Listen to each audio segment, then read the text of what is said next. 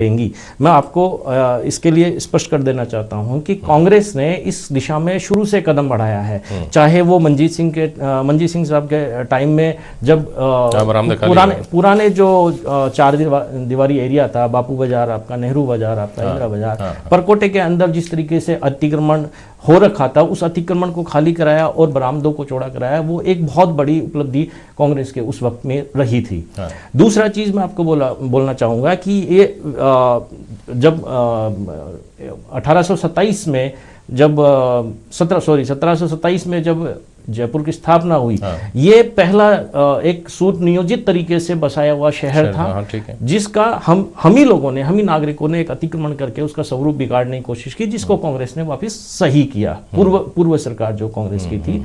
दूसरा, इस दिशा में अब साथ जो धरोहर है, धरोहर के साथ साथ शहरीकरण की जो सबसे बड़ी समस्या है वो भी डेवलप होती है, और शहर का विकेंद्रीकरण नहीं होना सबसे बड़ी समस्या हो गया। बिल्कुल। तो शहरीकरण के लिए जिस तरीके से कांग्रेस सरकार ने मेट्रो एक योजना शुरू की, मेट्रो रेल हम लेके आए, वो एक आधुनिकता को दिखाता है। तो आप एक वैश्विक धरोहर के साथ साथ एक आधुनिक शहर भी हो, ये उतना ही जरूरी होता है एक टूरिज्म को बढ़ाने के लिए।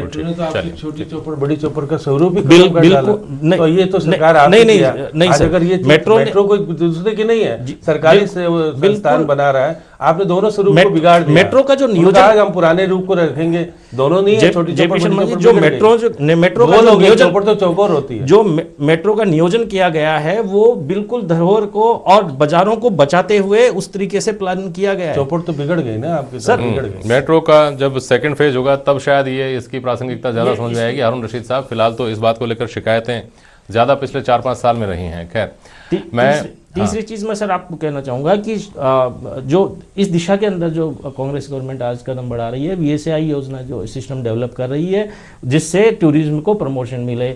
आप फीमेल सिक्योरिटी के लिए, सेफ्टी के लिए, टूरिज्म स्पॉट्स के ऊपर अतिक्रमण के जैसे सबसे बड़ा कदम जो अभी उठाया गया है, वो सबसे बड़ा कांग्रेस बधाई की पात्र है कि कांग्रेस ने 2 निगम किए हैं। ये एक तरीके से शहरीकरण और हमारी धरोहर जो है, उन दोनों को बैलेंस बनाने के परिणाम आए, लेकिन ये अपने साथ किस तरह के कॉम्प्लिकेशन लेकर आएगा, ये भी श्याम सुंदर शर्मा ने बताया, उसके लिए भी तैयार रहना होगा।